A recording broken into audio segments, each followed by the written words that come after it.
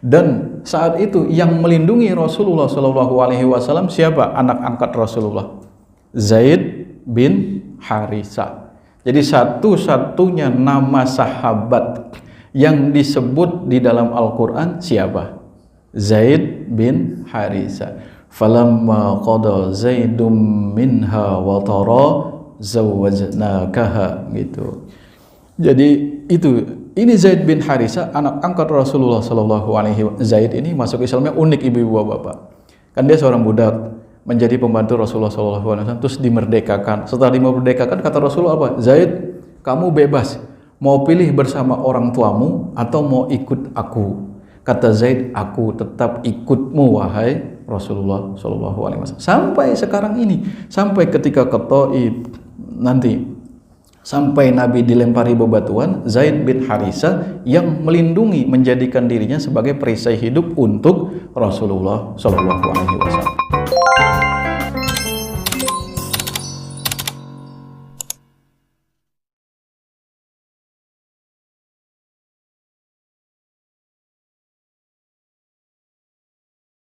Yang saya hormati para ustadz, para kiai, khususnya Kiai Haji Ma'mun Adung yang senantiasa membimbing kita. Saya sering lihatnya di YouTube, channel YouTube Al Barkah. Baru kali ini saya melihat langsung. Ya Pak Kiai, ya. Alhamdulillah saya juga melihat beliau, mengikuti pelajaran beliau kemarin, belum lama itu mengisi juga di Masjid Nabawi.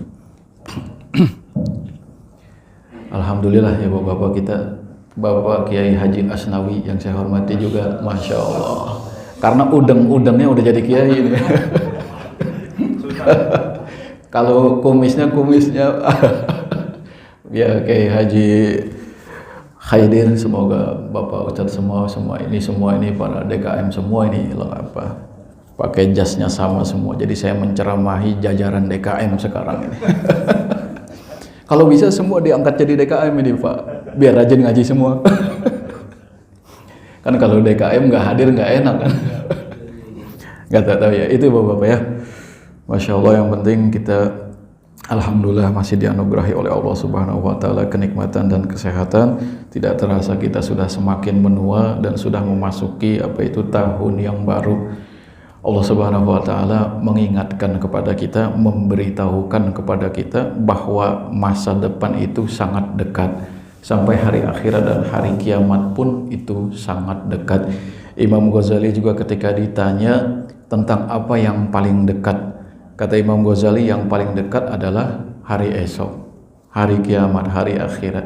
Oleh karenanya Allah Subhanahu wa Ta'ala, ini kita masih dalam momen tahun baru Masehi, Allah Subhanahu wa Ta'ala mengungkapkan, memberitahukan kepada kita tentang dekatnya hari kiamat dan dekatnya akhirat dengan bahasa ligod untuk hari esok. Ya ayyuhalladzina amanu taqullaha wal tanzur nafsum ma qaddamat ligod wattaqullaha innallaha khabirum bima ta'malun. Wahai orang-orang yang beriman, bertakwalah kepada Allah dan hendaknya setiap jiwa mengevaluasi diri, melihat, memperhatikan apa saja yang sudah dia siapkan untuk menghadapi hari esok. Kata Syekh Muhammad Sayyid Tontowi dalam tafsir Al-Wasid, kenapa Allah Subhanahu wa Ta'ala mengungkapkan hari kiamat dengan sebutan hari esok?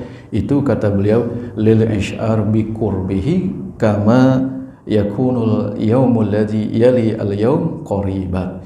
Jadi untuk memberitahukan kepada kita bahwa hari kiamat itu, bahwa akhirat itu dekat di hadapan kita, sedekat hari esok yang pasti yang akan kita hadapi setelah hari ini.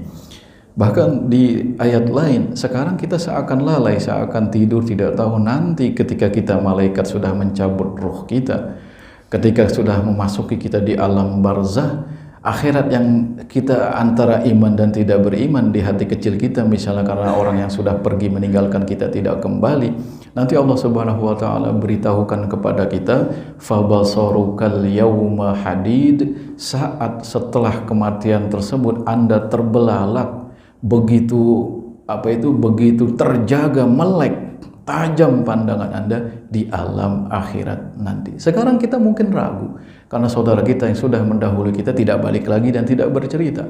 Teman-teman kita yang sudah mendahului kita tidak balik lagi dan tidak bercerita. Nanti ketika kita ngalami, nah itu baru tajam penglihatan kita, seakan-akan kata Imam Ali, itu kita baru intabahu. An-nasu niyamun fa idza matu intabahu. Manusia ini sekarang tidur dalam kelalaian, nanti kalau sudah mati baru itu terbelalak, terbuka mata hatinya, terbuka dirinya bahwa akhirat itu yang disampaikan oleh Allah dan Rasulullah adalah suatu kenyataan. Intinya semakin tua kita berarti semakin dekat kita dengan ajal kita. Jangan terlena dan jangan sampai lalai. Itu Bapak-Bapak ya. Mudah-mudahan kita dijadikan orang yang tidak lalai. Baik, amin amin ya rabbal alamin. Alhamdulillah di antara ketidaklalaian kita masih semangat berjamaah subuh, sholat 5 waktu. Ini bagus sekali. Jangan sampai kita tinggalkan, jangan sampai kita lupakan. Alhamdulillah ibu-ibu bapak, kita sudah sampai kemarin ke Amul Huzni, tahun kesedihan, di mana pada tahun ke-10 kenabian, pada tahun ke-10 kenabian, orang yang dicintai oleh Rasulullah SAW yang selalu membela beliau, yaitu Abu Thalib, diwafatkan oleh Allah Subhanahu wa taala. Istri beliau juga yang setia, yang menjadi teman curhat Rasulullah SAW, tempat mengadu Rasulullah, tempat Rasulullah mendapatkan kenyamanan, yaitu Khadijah radhiyallahu anha, yang sudah menemani Rasulullah SAW sejak beliau menikah dengannya dari usia 25 tahun, dan di tahun 10 kenabian ini juga diwafatkan oleh Allah Subhanahu wa taala. Berarti Nabi diangkat menjadi Nabi usia 40, terus di tahun 10 kenabian berarti usia Nabi sudah 50 tahun. Usia Khadijah radhiyallahu anha 65 tahun. Selama bersama Khadijah, Nabi istrinya cuma satu. Ini orang yang begitu setia, yang begitu Nabi sayangi. Tidak ada istri lain saat itu. Sampai istrinya tua 65 tahun. Sampai Nabi usianya saat itu 50 tahun. Jadi bapak-bapak para DKM, kalau mau poligami itu syaratnya istri pertama harus meninggal dulu. Kalau mau ikut sunnah Nabi, beda dengan, mohon maaf, yang sekarang kan masih muda sudah poligami. Ya kan, ustadznya baru 25 tahun, 30 tahun, cari yang lebih muda. Nabi poligami, maksudnya beristri lagi setelah beliau berusia 50 tahun. Dan istri-istri beliau setelah Khadijah itu rata-rata janda. Yang perawan cuma Aisyah radhiyallahu anha. Kesetiaan yang begitu panjang ini sudah membantah secara otomatis, membantah secara logis tuduhan orientalis yang mengatakan bahwa Rasulullah gila wanita. Tidak. Kalau Nabi gila wanita, semestinya dari muda, usia 20 tahun, 17 tahun, di mana naluri seksual, di mana hasrat untuk melakukan hubungan biologis itu semakin menguat. Tidak, Nabi bersih. Harga dirinya bersih, kemuliaannya dijaga, tidak sembarangan, tidak ada main wanita sampai setua itu. Itu ya. Jadi mudah sekali. Nah, untuk berikutnya janda-janda tua korban perang Nabi nikahi. Seperti itu. Jadi tidak benar. Terus apa yang kita dapat, sudah kita singgung beberapa pelajarannya, saya ulangi lagi biar kita nyambung lagi ke pelajaran lalu. Kata Syekh Muhammad Sa'id Ramadan Al-Buti, mengapa Abu Thalib harus wafat? Mengapa Khadijah harus wafat? Kita sudah menyinggung, sudah membahas kalau bapaknya meninggal ada hikmahnya, ibunya meninggal ketika Nabi dikembalikan dari rumah, dari perkampungan Halimatus Sa'diyah itu ada hikmahnya, kakeknya meninggal. Terus Nabi tidak bisa membaca tulis, ma kunta tatlu min qablihi min kitab wala takhutuhu biyaminik idzal lartabal mubtilun. Nabi dijadikan ummi, tidak bisa baca tulis, ada hikmahnya. Nabi dijadikan di lingkungan yang menyembah berhala, juga ada hikmahnya. Kita sudah sampaikan bahwa itu merupakan perhatian dari Allah, rencana dari Allah. Sejak kapan? Sejak Nabi Adam bainar ruh wal jasad. Sejak Nabi Adam antara ruh dan jasad Allah sudah merencanakan itu. Nah sekarang apa hikmahnya dibalik wafatnya Sayyidatuna Khadijah radhiyallahu anha dan Abu Thalib? Kata Syekh Muhammad Sa'id Ramadan Al-Buti, annal himayata wal inayata wan nasra innama ya'ti kullu dzalika minallahi azza wa jalla wa laqad ta'ahadallahu ay ya'sima rasulahu minal musyrikin wal a'da fasawa'un kana sammata may yahmihi minan nas aw lam yakun fahuwa ma'sumun minan nasi wa satablughu da'watuhu muntahaha minan nasri wat taufiq. Jadi intinya Allah ingin memberitahukan kepada Nabi Muhammad SAW bahwa pamannya Abu Thalib yang begitu sayang dan selalu melindunginya menjadi tameng hidup, perisai hidup untuk dakwah Nabi Muhammad SAW itu bukan perlindungan hakiki, kata Allah. Perlindungan hakiki, mau orang melindungi atau orang tidak melindungimu, wahai Muhammad, Allah pasti melindungimu dan dakwah Islam ini pasti akan mencapai puncaknya. Itu pesan yang ingin disampaikan oleh Allah Subhanahu wa taala. Tidak perlu bersedih, Allah sudah menjanjikan kepadamu bahwa Allah pasti melindungimu. Itu Bapak Ibu ya.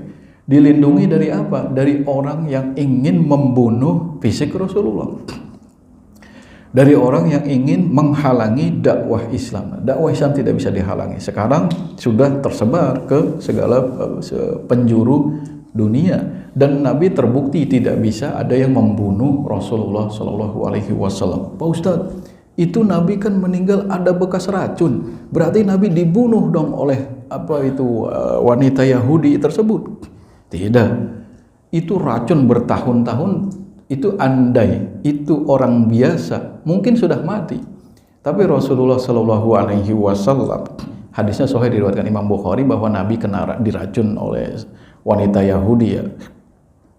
Itu karena Allah Subhanahu wa taala melindungi Rasulullah SAW, maka racun itu tidak bisa membunuh Rasulullah SAW walaupun mungkin ada bekas-bekasnya. Karena Rasulullah SAW perlindungan dari Allah Subhanahu wa taala ini tidak berarti Nabi tidak merasakan sakit. Meski Nabi dilindungi oleh Allah Subhanahu wa taala, gigi beliau rubaiyah itu ada gigi seri 2 di depan, di bawahnya ada 2, itu namanya gigi seri, yang di sampingnya itu namanya rubaiyah sebelum gigi taring. Itu pecah sedikit pada peperangan Uhud. Itu kan artinya Rasulullah merasakan apa yang dirasakan oleh kita. Nah sekarang juga akan kita pelajari, nanti Rasulullah juga terluka. Kalau kata para habaib, ente belajar ilmu kebal, Hasan Husain aja, datuk kami aja dipenggal lehernya. Artinya Allah melindungi, tapi Rasulullah SAW, tapi bukan berarti Nabi ini lepas murni dari segala hal-hal yang menyakitkan. Itu yang pertama, perlindungan dari Allah Subhanahu wa taala yang hakiki. Yang kedua, laisa ma'nal isma minan nasi alla yuri minhum idzaan aw azaban aw ittihadan. Nah ini penting. Wa inna ma ma'nal isma allati ta'ahadallahu biha azza wa jalla biqaulihi wallahu ya'simuka minan nas al ismah minal qatli ay min ayyi saddin aw udwanin fi sya'nihi iqafud da'wah al-islamiyah. Faqad qadat hikmatullahi ta'ala ayyazuqal anbiya min zalika qadran ghaira yasir wa la yunafil asmatu allati wa'ada biha anbiya'ahu wa rusulahu. Ini penting Ibu. Yang dimaksud perlindungan dari Allah Subhanahu wa taala terhadap gangguan manusia, perlindungan untuk para nabi dari Allah Subhanahu wa taala terhadap gangguan manusia dan musuh-musuh para nabi itu tidak berarti Allah tidak memperlihatkan kepada para nabi yang dicintainya azaban aw ittihadan, penyiksaan dan penindasan. Allah memperlihatkan penyiksaan musuhnya kepada nabinya. Allah memperlihatkan penindasan musuhnya kepada nabinya. Itu buktinya para nabi Bani Israel. Wa taqtuluna yuqattiluna wa yaqtuluna anbiya'ahum wa yaqtuluna an-nabiyyina bighairil haqq. Jadi Yahudi itu banyak membunuh para nabi. Banyak para nabi yang dibunuh oleh Yahudi. Semua para nabi merasakan penyiksaan dan penindasan. Itu walaupun Allah Subhanahu wa taala melindungi para nabinya.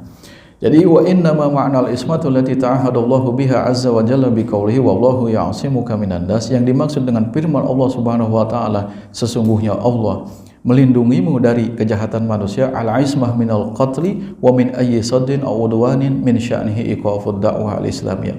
Yaitu maksudnya melindungi Rasulullah Shallallahu Alaihi Wasallam dari pembunuhan atau segala upaya untuk menghentikan dakwah Islam.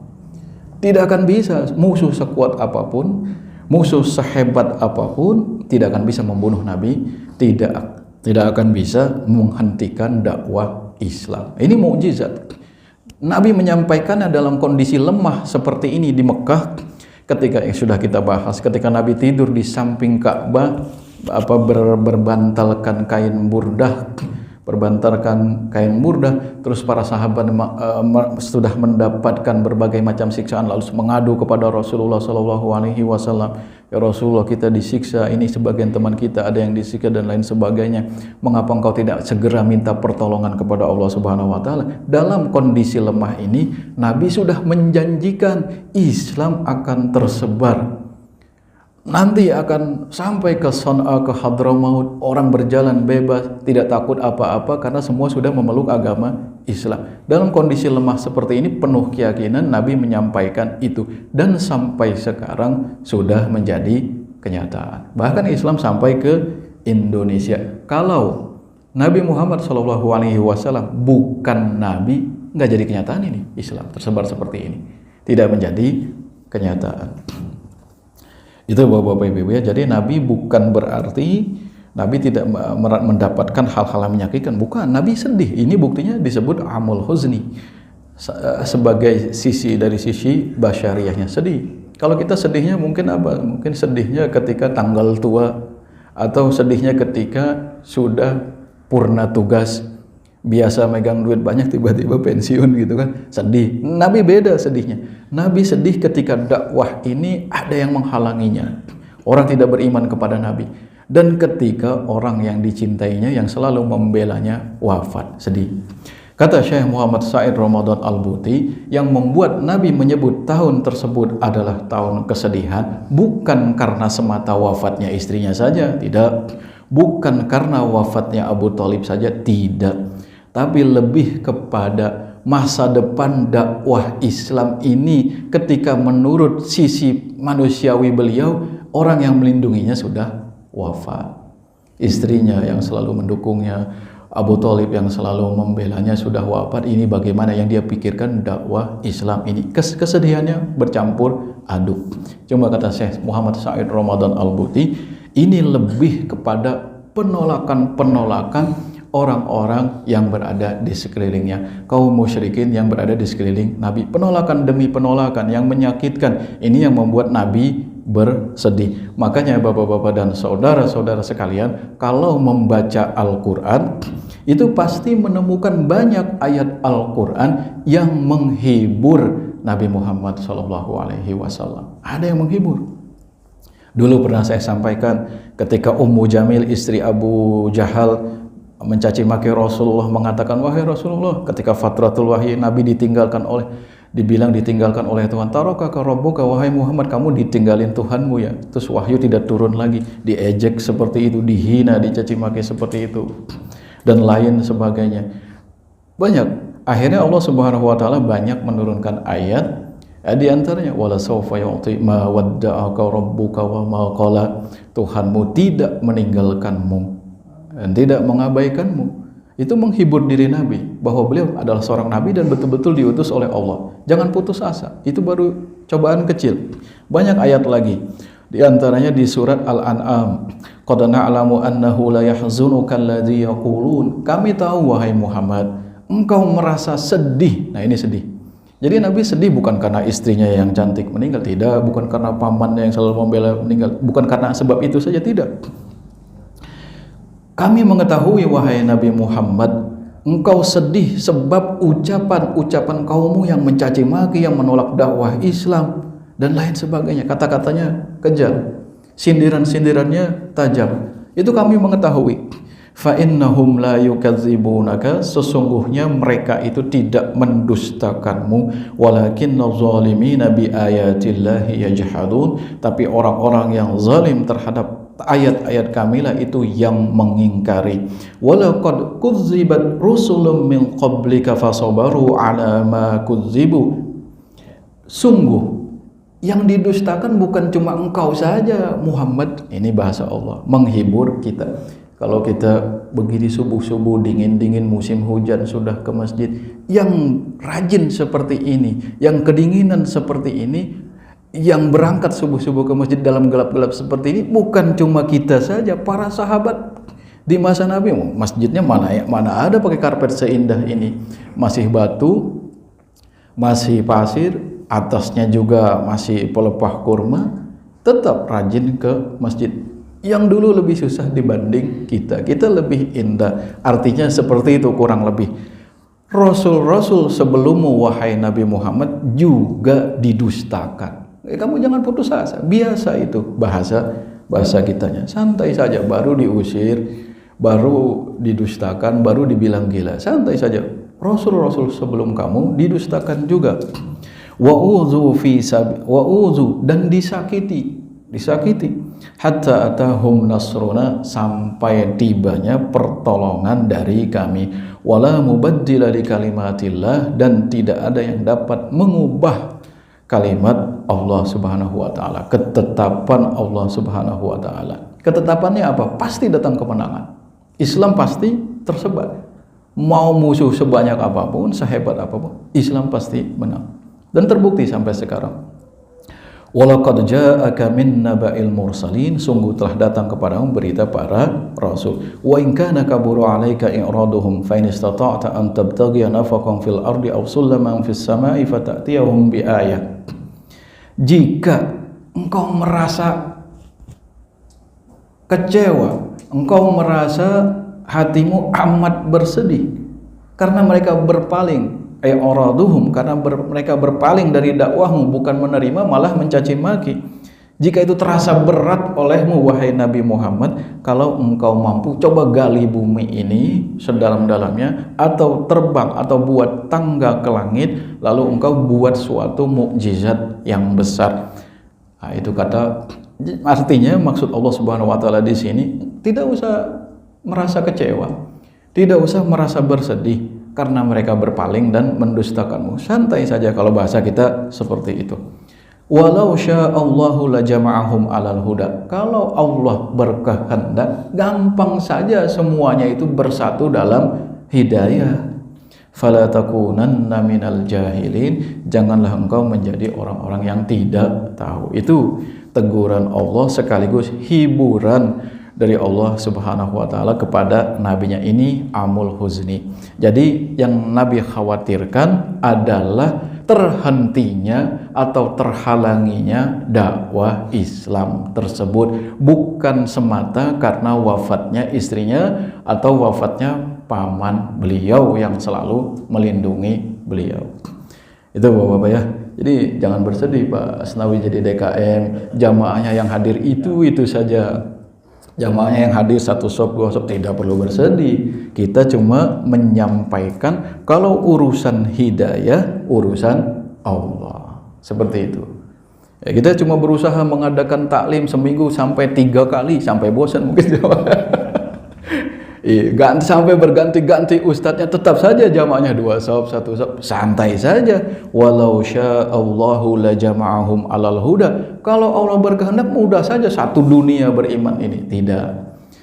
Fala takunanna minal jahilin, tapi Allah jadikan ada yang beriman, ada yang tidak beriman. Kalau beriman alhamdulillah, jadi orang yang bertakwa alhamdulillah. Kalau ada yang belum bertakwa dan belum beriman, doakan. Nah, nanti kita contoh Nabi, apakah Nabi marah-marah atau tidak.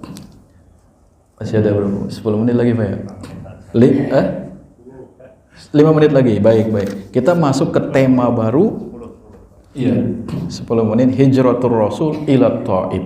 Nah, Nabi hijrah ke Taif, Masya Allah. Sudah di embargo ekonomi di perkampungan Banil Muthalib. Terus sebagian sahabat Nabi, diantaranya putrinya siapa? Ummu Kulsum, Ruqayyah ya. Ruqayyah itu Ummu Kulsum itu hijrah ke Ethiopia, Habasyah. Di antaranya Abdurrahman bin Auf, Ja'far bin Abu Thalib juga ikut hijrah ke Ethiopia, sebagian sahabatnya. Terus akhirnya ini penolakan demi penolakan, hal-hal yang menyakitkan. Akhirnya Nabi pun, beliau juga pribadi ini ikut berhijrah. Wala manalat Quraisy min Nabi sallallahu alaihi wasallam wasafnahu min al-adha kharaja ila Taib yaltamisun nusrah. Nabi hendak keluar ke daerah Taib yaltamisun nusrah untuk mencari kemenangan dari warga Taib. Kalau bapak-bapak yang sudah berangkat haji dan umrah, Taib tidak jauh dari kota Mekah itu. Taib sekarang sudah beriman semua, sudah. Pergi ke situ Rasulullah sallallahu alaihi wasallam dengan harapan para pemukanya menerima dakwah Islam.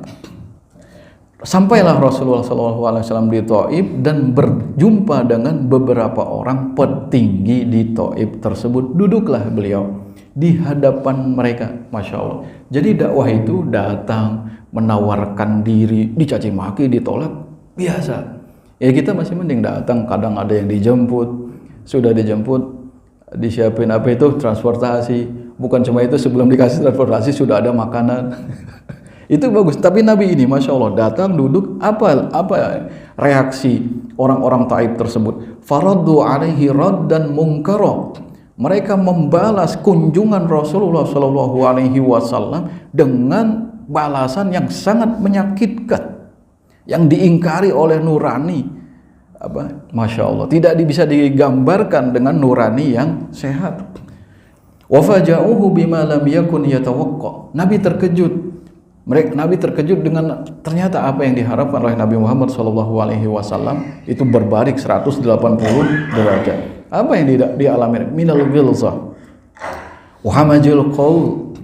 Jadi Rasulullah SAW wasamajil qaul, mendapatkan kekasaran dan ucapan-ucapan yang menyakitkan, kasar. Sikap orang-orang yang menyambut Rasulullah SAW dan ucapannya itu sangat menyakitkan. Faqama Rasulullah SAW min indihim wa huwa yarjuhum ayaktumu khabara maqdamihi ilaihim an Quraisyin idzan falam yujibu ila dzalika aidan. Okelah, kalian menolak aku, kata Nabi. Sudah, nggak usah cerita-cerita ke kaum Quraisy kedatanganku kepada kalian. Cukup. Ternyata tidak, tetap dibocorkan, dicaci maki, berita kedatangan Nabi disampaikan ke tokoh-tokoh Quraisy. Terus summa agharu bihi sufaha'ahum, tidak cukup sih sampai di situ, tidak cukup mencaci maki, tidak cukup menyikapi dengan sikap yang kasar. Ditambah lagi mereka memprovokasi, menggerakkan massa, langsung petinggi-petinggi di Taif itu ambil handphone, ada koordinator lapangan, gerakan anak-anak untuk menimpuki Rasulullah. Berkumpul orang-orang gila itu, orang-orang yang bodoh itu untuk menimpuki Rasulullah Shallallahu Alaihi Wasallam. Para budak digerakkan. Kalau zaman sekarang yang digerakkan apa? Ormas jadi manfaat saja. Kalau ada masalah-masalah untuk melindungi pabrik atau perusahaan, tinggal kontak itu koordinator lapangannya, gerakan ormasnya. Seakan-akan ada bentrokan antara ormas dan warga itu, otak-otak dari zaman jahiliyah. Itu Bapak ya. Jadi sifat-sifat jahiliyah sampai sekarang masih ada, yang masih dilestarikan oleh orang-orang yang memiliki sifat-sifat yang buruk. Jadi jangan berputus asa, santai saja.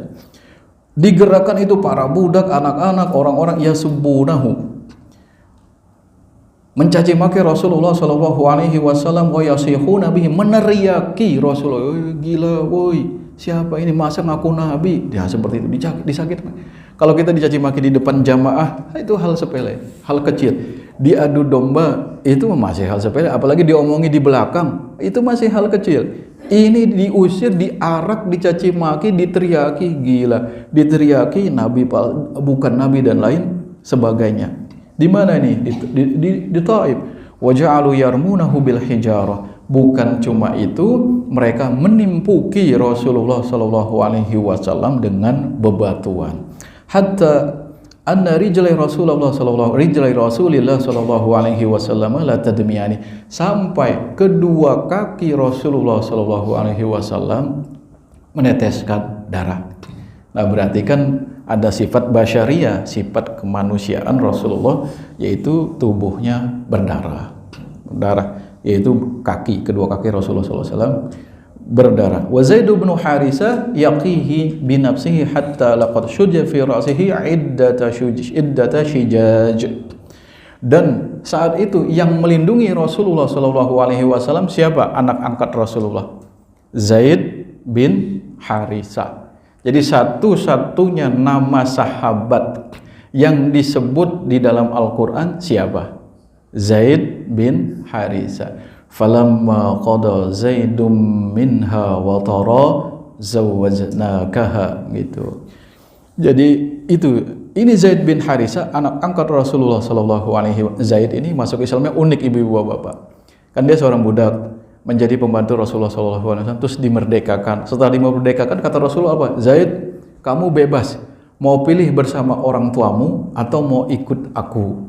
Kata Zaid, aku tetap ikutmu wahai Rasulullah SAW. Sampai sekarang ini, sampai ketika ke Taif nanti, sampai Nabi dilempari bebatuan, Zaid bin Harisah yang melindungi, menjadikan dirinya sebagai perisai hidup untuk Rasulullah SAW. Mirip di perang Uhud. Kalau di perang Uhud yang menjadi perisai hidup siapa? Mus'ab bin Umair, salah satunya yang ikut hijrah ke Habasyah kemarin itu, Bapak. Sudah. Akhirnya Nabi Muhammad SAW sampai 1 menit lagi, Pak ya. 1 menit sampai di kebun. Nah, ini beliau berdoa. Kebun siapa? Utbah bin Rabi'ah. Akhirnya ditinggalkan oleh orang-orang yang mengusirnya, sampailah Nabi di suatu kebun kurma milik Utbah bin Rabi'ah. Disitulah Rasulullah SAW mengangkat kedua tangannya. Jadi Nabi saja bersedih, berdoa. Apa doa Rasulullah SAW? Allahumma ilaika ashku dha'fa quwwati. Ya Allah, hanya kepadamu aku mengadukan lemahnya kekuatanku. Curhatnya sama Allah langsung. Jangan curhat ke tetangga, curhat ke DKM, curhat ke orang kaya. Tidak memberikan solusi. Datang kepada Allah, curhat, minta kepada Allah.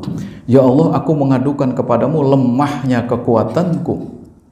Wa qillata hilati, sedikitnya strategiku, siasatku, wa hawani 'alan nas, dan kelemahanku terhadap manusia. Ya arhamar rahimin, wahai zat yang maha pengasih. Anta rabbul mustad'afin wa anta rabbi, engkaulah Tuhan yang mengurusi dan melindungi orang-orang yang lemah, dan engkaulah Tuhanku. Ila man takiluni, kepada siapa ya Allah engkau serahkan diriku ini? Ila ba'idin yatajahhamuni, kepada orang asing yang tidak aku kenal, yang bermuka masam kepadaku, yang aku datang boro-boro mau curhat, baru assalamualaikum sudah mukanya masam karena tidak dikenal. Kalau orang jauh kan seperti itu. Ila ba'idin yatajahhamuni, kepada orang yang jauh yang tidak aku kenal, yang bermuka masam dan begitu sinis kepadaku. Apa kepada mereka ya Allah engkau serahkan aku? Am ila aduwin malaktahu amri, atau engkau serahkan diriku ini ya Allah kepada musuhku. Itu Nabi saking sedihnya berdoa seperti itu. Illam yakun bika alayya ghadabun fala ubali, jika engkau tidak marah kepadaku, tidak apa-apalah itu. Asal yang penting engkau jangan marah. Kalau engkau tidak marah, mau engkau buang kepada musuhku, tidak apa-apa. Yang penting engkau jangan marah. Asal engkau tidak marah, aku dilemparkan kepada orang-orang asing yang bermuka masam, yang sinis kepadaku, tidak apalah. Yang penting engkau ya Allah tidak marah. Walakin afiyatuka awsa'uli, tapi keselamatan darimu. Jadi afiah itu sehat, walafiah sehat itu sehat badan kita. Kalau afiah itu artinya keselamatan. Wa'afini fiman afait, selamatkanlah.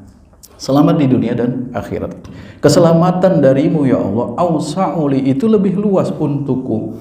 A'udzu binuri wajhika alladzi asyraqat lahu zulumat, aku berlindung. Nah ini, dengan cahaya wajahmu yang segala kegelapan menjadi terang dengan cahaya wajahmu itu. Wasaluha alaihi amrud dunya wal akhirah, dan urusan dunia dan akhirat berkat cahaya terang dari wajahmu itu menjadi baik. Min antunazzila bi ghadabaka, Jangan sampai ya Allah engkau turunkan kepadaku kemurkaanmu. Aku berlindung kepada cahaya wajahmu yang terang. Au yahilla alayya sakhatuka. Jangan sampai kemurkaanmu menimpa diriku. Lakal utbah hatta tarda wala haula wala quwata illa bik. Segala kesudahan itu milikmu ya Allah, tiada daya dan upaya kecuali dengan bantuan Kau. Akhirnya nanti ada dua anaknya Utbah bin Rabi'ah ini memberikan anggur. Nanti yang menarik ada budak Nasrani datang ke Rasulullah. Apa yang dilakukan? Terus bawa apa? Cerita apa?